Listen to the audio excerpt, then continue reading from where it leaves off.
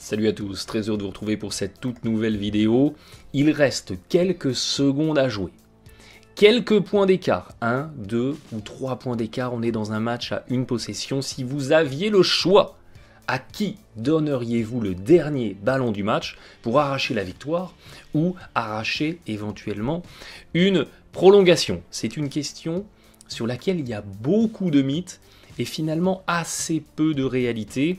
Et c'est surtout une question à laquelle on va tous avoir notre avis, on va tous avoir une réponse différente. Certains vont vous dire mais c'est Lillard, c'est absolument Lillard à qui je donne la balle, d'autres vont vous dire c'est Westbrook, d'autres James Harden, d'autres vont vous dire c'est Carmelo Anthony, LeBron James, Kyrie Irving, bref, tout le monde va avoir son avis sur la question.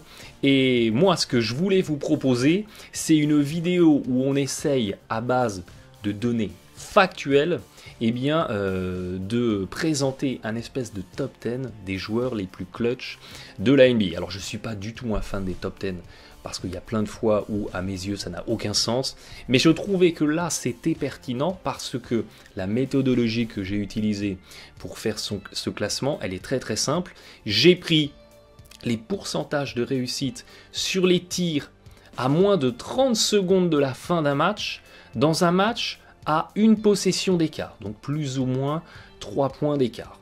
Je n'ai pris que les tirs de champ et pas les lancers francs. Certes, vous allez me dire, mais attends Blight, si dans une fin de match, un joueur est agressif vers le cercle, va provoquer une faute et mêler de lancer, c'est une action super décisive, c'est super important. Je suis 100% d'accord avec vous, mais j'ai pas pris les lancers francs parce que dans ces séquences de fin de match, il peut y avoir des fautes volontaires.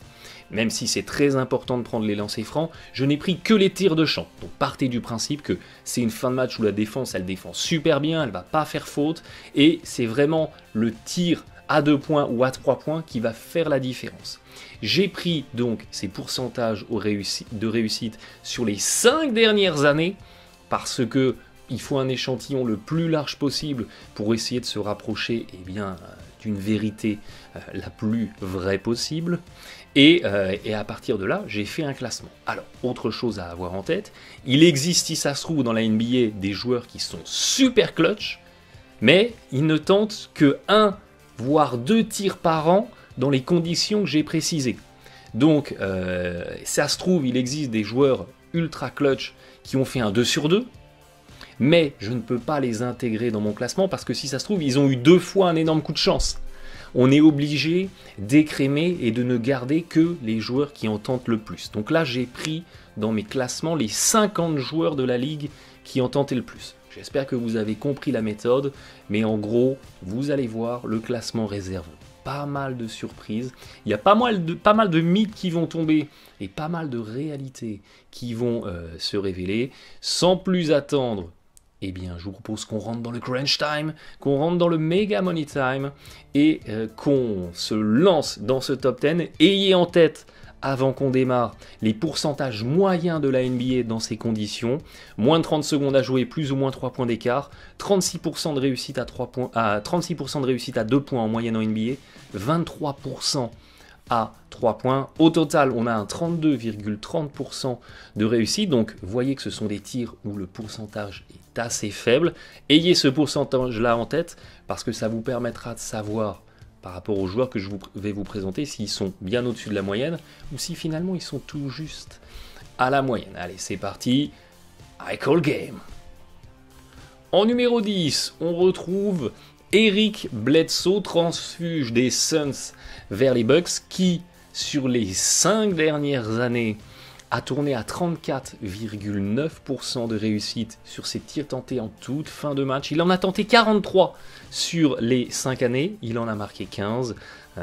Des tirs au buzzer qui auront fait le bonheur des Suns et qui maintenant vont faire le bonheur des Bucks. Un Bledsoe qui a souvent été utilisé parce que 43 tirs tentés sur 5 ans, c'est quand même une belle fréquence. C'est un Bledsoe qui a souvent été utilisé dans les fins de match serrés pour être le joueur décisif. Dites-vous qu'en moyenne en saison, un joueur qui va tenter 10 tirs dans les conditions que je vous précise, donc moins de 30 secondes à jouer, plus ou moins 3 points d'écart, tenter 10 tirs par saison, c'est déjà être un des joueurs qui en tente le plus de la NBA. C'est une fréquence très très élevée, donc 43 tentés en 5 ans, c'est vraiment une très belle fréquence pour Eric Bledsoe, numéro 10 du classement.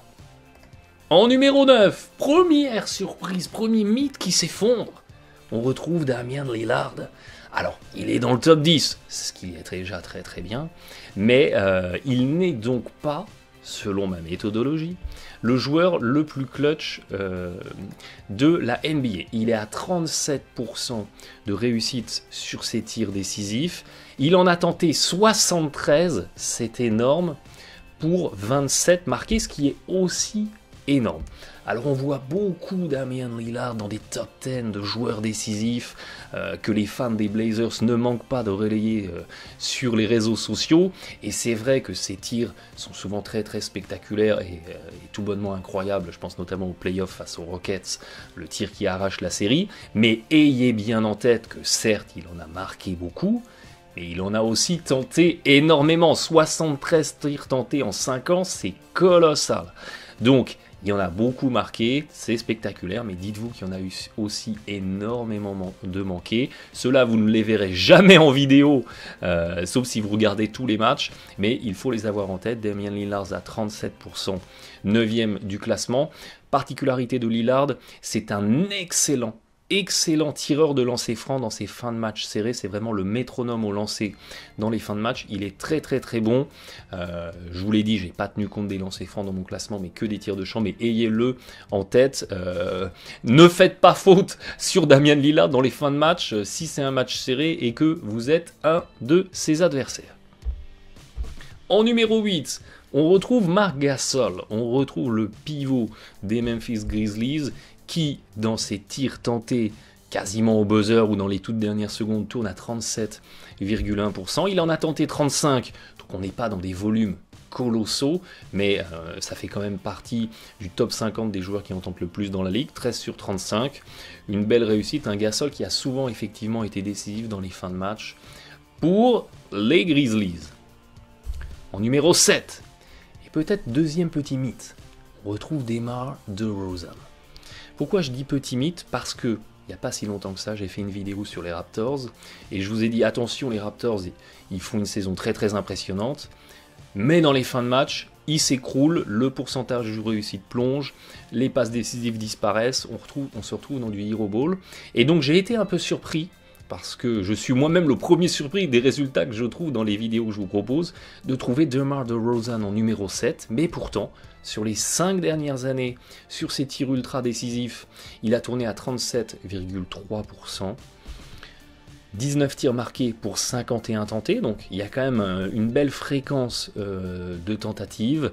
On est à peu près à une dizaine de tirs tentés en moyenne par an, ce qui, je vous le disais, est une belle fréquence. Un DeMar DeRozan qui finalement est relativement fiable sur les fins de match, dès lors qu'on est vraiment dans l'un des tout derniers tirs de la rencontre.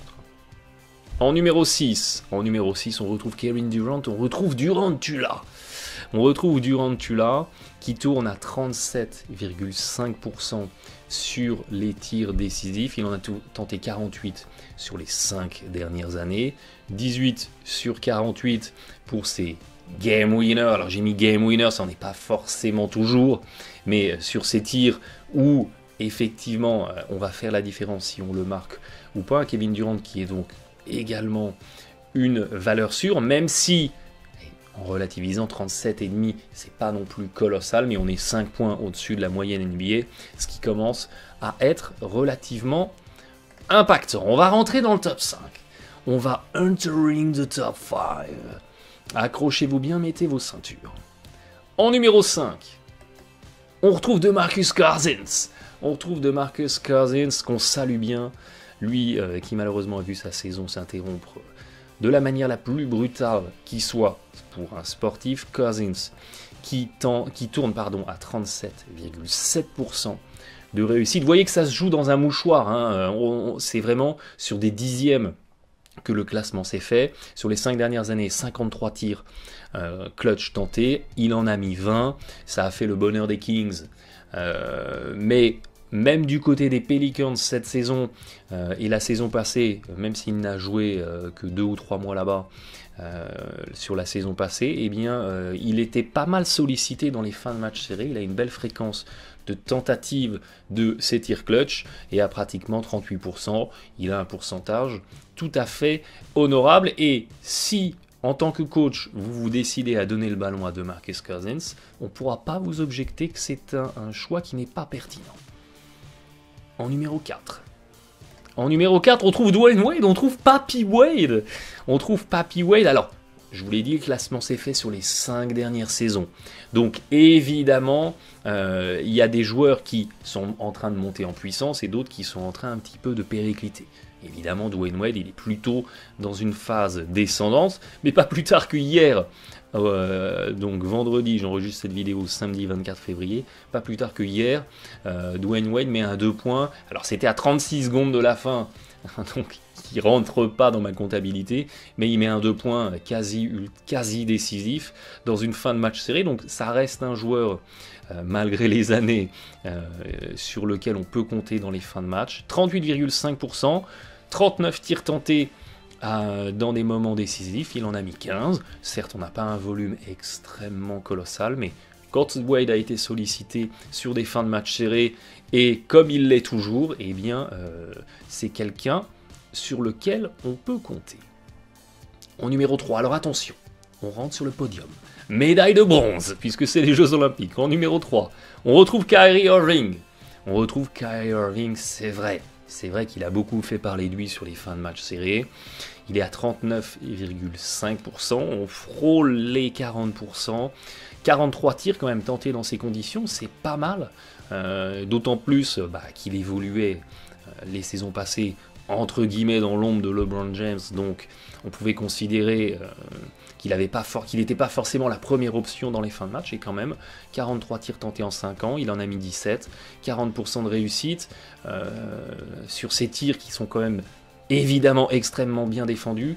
Être à 40%, c'est déjà une belle performance en soi. Kyrie Irving, numéro 3 de ce classement des joueurs les plus clutch. En numéro 2, surprise!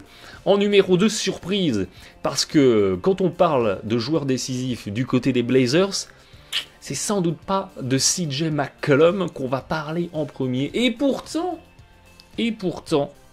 CJ McCollum, pratiquement 41% de réussite sur les tirs tentés dans les fins de match ultra serrés. Certes, il n'y a pas un volume qui est énorme, on est à 27. Mais pourquoi on est à 27? Parce que il y a 4 ans et il y a 5 ans, McCollum, eh bien, il n'a pas tenté, donc il est à 0 compteur sur ces années-là, mais sur les 3 dernières années, il est à pratiquement une dizaine de tirs tentés par saison, ce qui, comme je vous le disais, est vraiment la fourchette très très haute de tentatives de tirs clutch dans les fins de match. Il est à 11 sur 27, 40,7%, c'est un très très bon pourcentage. Alors vous allez me dire, j'entends déjà la bronca. Vous allez me dire, ouais, mais McCollum, il bénéficie du fait que la défense se focalise sur Lillard, donc il est tout seul, donc c'est plus facile. Ce qui est sans doute vrai. Sauf que ça, c'est pas quantifiable. Donc, il faut l'avoir en tête, c'est évidemment une variable qu'il faut avoir en tête, mais au même titre que Kyrie Irving juste avant bénéficiait de la même séquence avec LeBron James, toujours est-il que fin de match serré, vous êtes coach, vous créez un système pour CJ McCollum, et bien dites-vous que la probabilité est qu'ils mettent le tir à 41% de fréquence, qui est vraiment une très très belle fréquence. Les Blazers ont donc un one-two punch, ils ont donc un droite-gauche pour essayer de vous planter au buzzer qui peut faire vraiment mal. Et puis en numéro 1, médaille d'or de ce classement des joueurs les plus clutch, attention, roulement de tambour. Tout seigneur, tout honneur, eh bien c'est Anthony Davis. C'est Anthony Davis, le Mr. Clutch de la NBA sur les 5 dernières saisons, puisqu'il est à 45,1% de réussite au tir, il est à 14 sur 31, alors c'est pareil, la fréquence elle n'est pas non plus énormissime, mais on est quand même dans les moyennes hautes, je vous le disais, de la NBA.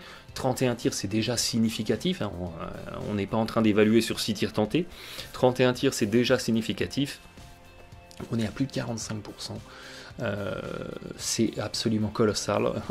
Dites-vous que c'est plus que la moyenne au tir d'une très très grande majorité de joueurs NBA. Donc c'est absolument fantastique. Donc à la réponse à la question à qui donner le dernier ballon du match dans une fin de match serrée, eh bien je vous dirais donnez cette balle à Anthony Davis. C'est lui qui a le plus de probabilité de vous emmener vers la victoire. Alors évidemment ça va dépendre du contexte, hein. Si vous avez besoin d'un 3 points, c'est peut-être pas forcément Anthony Davis, quoi qu'il en a mis, mais toujours est-il que dans ces fins de match serrés, la valeur sûre, c'est Anthony Davis. On va se retrouver très très vite.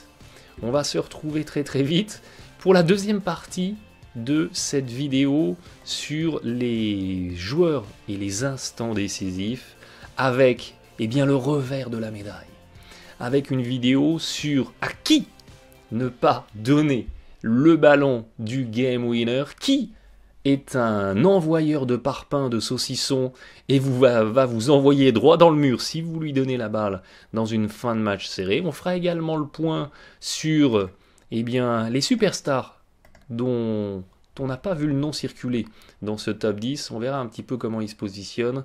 Vous verrez qu'il y a pas mal de surprises. Merci de votre fidélité. Bon match à tous.